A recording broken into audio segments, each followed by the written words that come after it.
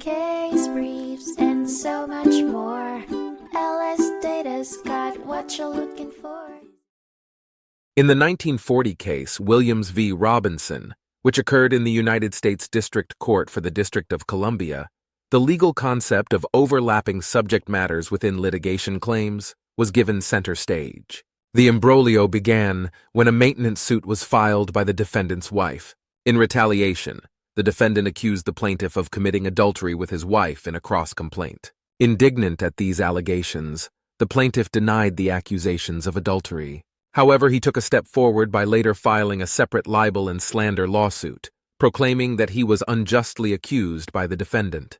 The tangled web of legal maneuverings saw the defendant advocating that the plaintiff should have lodged his slander and libel claims as counterclaims in the original maintenance suit.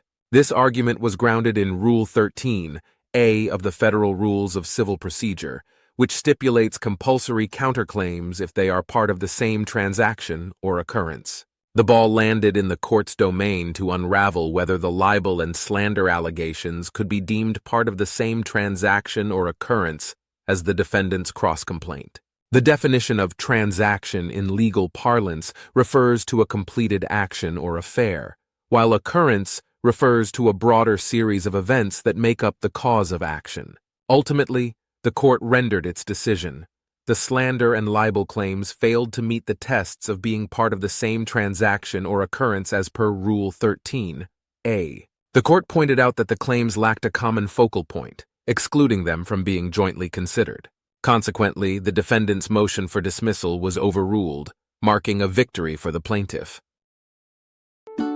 Case briefs, and so much more. LSData's got what you're looking for. Visit lsd.law, elevate your mind, leave the stress of class.